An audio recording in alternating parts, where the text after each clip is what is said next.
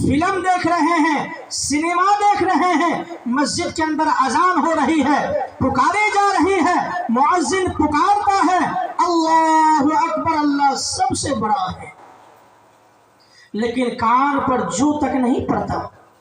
اتنی افسوس کی بات ہے کہ آج مسلمانوں کے درمیان سے یہ ساری چیزیں ختم ہوتی جا رہی ہے۔ اللہ اکبر، کہیں ایسا وقت نہ آ جائے کہ مسلمان صرف مسلمان نام کا بن کر رہ جائے، مسلمان کے اندر مسلمان والا کوئی کام باقی نہ رہے۔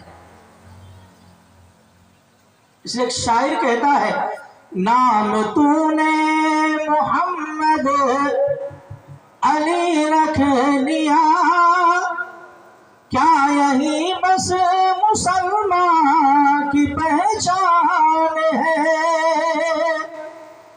نام تو نے محمد علی رکھ لیا، کیا یہی بس مسلمان کی پہچان ہے؟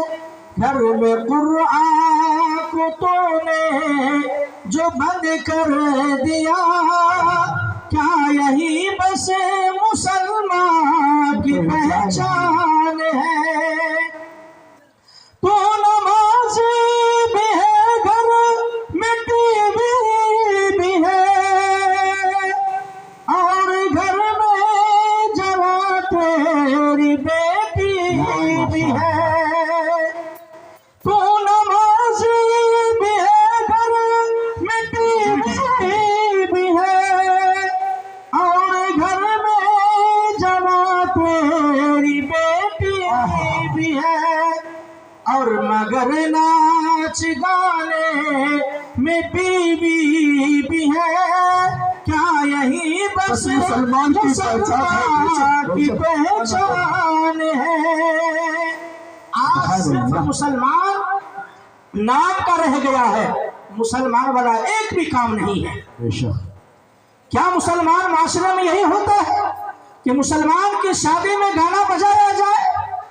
کیا مسلمان کے معاشرے میں ناچ ہو؟ کیا مسلمان کے معاشرے کے اندر برائیاں ہو، جھوٹ ہو، فریب ہو، چغلی ہو؟ کیا یہ مسلمانوں کی پہچان ہے؟ مسلمانوں کی پہچان یہ نہیں ہے، مسلمانوں کی پہچان ہے سچائی، امانت داری، مسلمانوں کی پہچان ہے ایک دوسرے سے محبت، ایک دوسرے سے اتفاق و اتحاد۔ میرے بھائیوں، آج مسلمانوں میں نفرت پائی جاتی ہے، لڑائی جھگڑا مسلمانوں میں پایا جاتا ہے، مسلمانوں میں چغلی پایا جاتا ہے، مسلمانوں میں غیبت پایا جاتا ہے، ناچ اور گانا پایا جاتا ہے۔ مسلمانوں کے اندر ایسی کون سی برائی ہے جو نہ موجود ہو؟ میرے بھائیوں، اسی لیے کہا اللہ تعالیٰ نے کہ اے ایمان والو، اس لیے کہا اللہ نے ایمان والو تم صحیح راستے پر آ جاؤ۔ جو راستہ آپ صلی اللہ علیہ وسلم نے بتائے ہیں، جس پر آپ صلی اللہ علیہ وسلم نے ہم کو چلنے کے لیے کہا ہے، اس راستے پر آنے کے لیے اللہ نے کہا کہ جھوٹ کو چھوڑو، فریب کو چھوڑو، چغلی چھوڑو، لڑائی جھگڑے کو چھوڑو، آپس کے انتشار سے بچو اور سیدھے راستے پر آ جاؤ۔ ایمان والو، تم اپنے آپ کو بھی سدھرو اور اپنے بال بچوں کو بھی اس کی تعلیم دو۔ میرے بھائیوں، بڑے افسوس کی بات ہے، آج ہم نماز نہیں پڑھتے ہیں اور کہیں گے کہ میرا بیٹا نماز پڑھے، کیا وہ پڑھ سکتا ہے؟ اگر ہماری بیوی نماز نہ پڑھے، ہم کہیں گے کہ میری بیٹی نمازی ہو جائے، کیسے ہو سکتی ہے؟ اگر ہم خود نماز نہ پڑھے، میرے گھر کے اندر میری بہو کیسے نماز پڑھ سکتی ہے؟ میرے بھائیوں، اس کے لیے سب سے پہلے آپ کو نمازی بننا ہوگا۔ اگر آپ نمازی بنیں گے، آپ کی بیوی نمازی بنے گی۔ اگر آپ کی بیوی نمازی بن جائے گی، آپ کی بیٹی نمازی بنے گی۔ اگر آپ کی بیٹی نمازی بن جائے گی، آپ کی بہو نمازی بنے گی۔ اگر آپ کی بہو نمازی بن جائے گی، آپ کا بیٹا نمازی بن جائے گا۔ میرے بھائیوں، اسی لیے آپ کو برائی سے بچنا ہے اور اپنے بچوں کو بھی اس کی تعلیم دینا ہے۔ بہت کم وقت میں بہت قیمتی بات آپ کو سنانا ہے۔ ایک نبی کا نام آپ لوگوں نے سنا ہے، اس کا نام ہے لقمان علیہ السلام۔ لقمان علیہ السلام کے نام سے قرآن کریم کے اندر ایک سورت اللہ نے اتارا ہے۔ سورہ لقمان کے نام سے سورت ہے۔ لقمان علیہ السلام اپنے بیٹے کو نصیحت کر رہے ہیں۔ اس نصیحت کو اللہ تبارک و تعالیٰ نے قرآن کریم کے اندر بیان فرمایا۔ ہماری نصیحتوں کے لیے، ہم سب کے لیے اللہ تبارک و تعالیٰ نے لقمان علیہ السلام کی نصیحت کو بیان فرمایا۔ لقمان علیہ السلام نے اپنے بیٹے سے نصیحت کیا، یا بنی لا تشرک باللہ ان الشرک لظلم عظیم۔ اے میرے بیٹو سنو، اللہ تبارک و تعالیٰ کے ساتھ کسی کو شریک نہیں کرنا، کوئی گناہ نہیں کرنا، اللہ کے ساتھ کسی کو شریک نہیں کرنا۔ تم کو سب کچھ دینے والا رب اللہ ہے، حاجت روا مشکل کشا اللہ ہے، بیماری دینے والا اللہ ہے، شفا دینے والا اللہ ہے، روزی دینے والا اللہ ہے، روزی چھیننے والا اللہ ہے، عزت دینے والا اللہ ہے، عزت لینے والا اللہ ہے، سب کچھ دینے والا اللہ ہے۔ اس لیے میرے بیٹو جب کوئی ضرورت پڑے اللہ سے مانگنا، جب تم بیمار ہو جاؤ شفا اللہ سے مانگنا، جب تم کو روزی کی ضرورت پڑے اللہ سے مانگنا۔ اے میرے بیٹے اللہ کے ساتھ کسی کو شریک نہیں کرنا، اللہ کے علاوہ کسی کو سجدہ نہیں کرنا، اللہ کے علاوہ کسی سے کچھ مانگنا نہیں، اللہ کے برابر کسی کو سمجھنا نہیں۔ سب سے پہلے تعلیم لقمان علیہ السلام نے اپنے بیٹے کو یہ دیا کہ اللہ کے ساتھ کسی کو شریک نہیں کرے۔ میرے بھائیوں، اللہ تبارک و تعالیٰ سارے گناہ کو معاف کر دیں گے اپنے فضل سے، اپنے کرم سے اللہ سارے گناہ کو معاف کر دیں گے۔ لیکن میرے بھائیوں ایک گناہ ہے جس کو اللہ معاف نہیں کرے گا، وہ گناہ ہے شرک۔ اس لیے کہا لقمان علیہ السلام نے اپنی اولاد سے کہ بیٹا شرک نہیں کرنا۔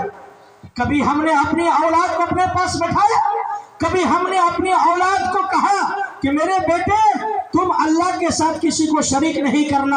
کبھی ہم نے یہ تعلیم دیا؟ کیوں نہیں دیا؟ اس لیے کہ ہم خود اس تعلیم پر نہیں چل رہے ہیں۔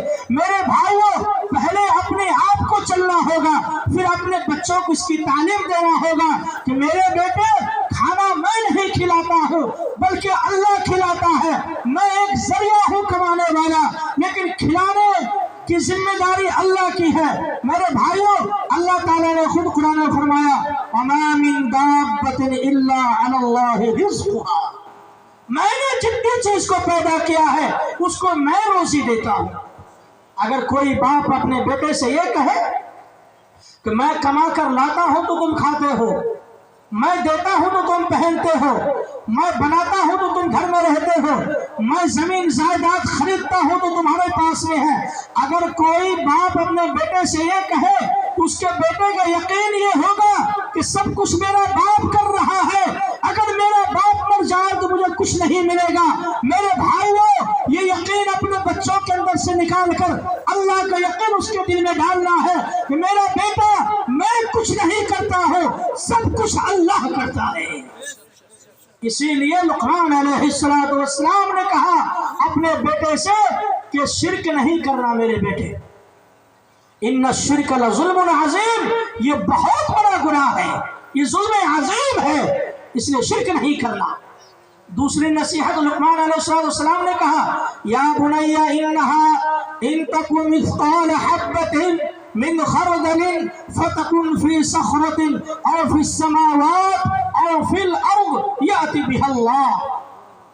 لقمان علیہ السلام نے اپنے بیٹے سے کہا اے میرے بیٹے دوسرے نمبر پر یہ بات میں آپ کو کہہ رہا ہوں، اے میرے بیٹے غور سے سنو، میں یہ بات کہہ رہا ہوں تم رات کے اندھیرے میں کوئی گناہ کرو وہ بھی اللہ دیکھتا ہے، دن کے اجالے میں کرو وہ بھی اللہ دیکھتا ہے، کھیت میں جا کر کرو وہ بھی اللہ دیکھتا ہے، پہاڑ میں جا کر کرو وہ بھی اللہ دیکھتا ہے، آسمان میں جا کر کرو وہ بھی اللہ دیکھتا ہے، تم خلاؤں میں جا کر کوئی گناہ کرو، اے میرے بیٹے اللہ ہر جگہ دیکھتا ہے، اللہ سے کوئی چیز چھپی ہوئی نہیں ہے۔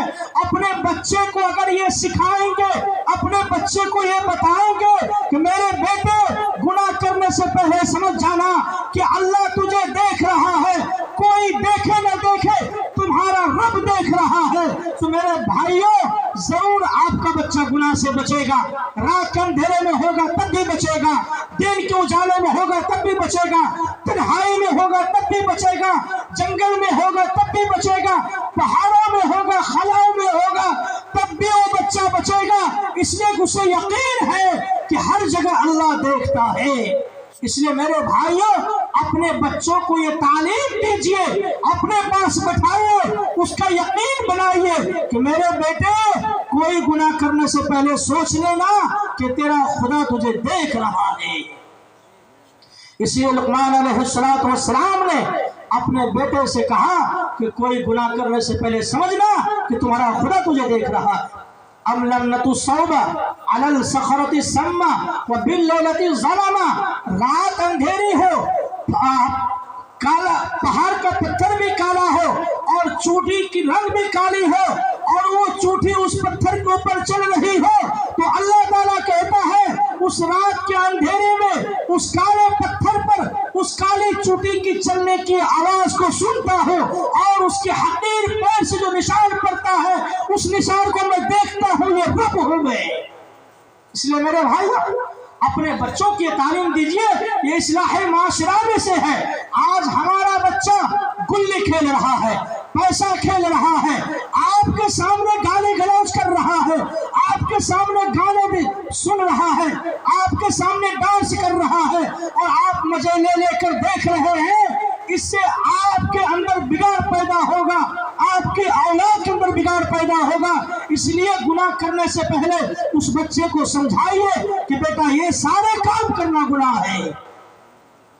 मेरे भाइयों, लुकमान अलैहिस्सलाम ने अपने औलाद को नसीहत किया। एक नबी है अपने बेटे को नसीहत कर रहे हैं।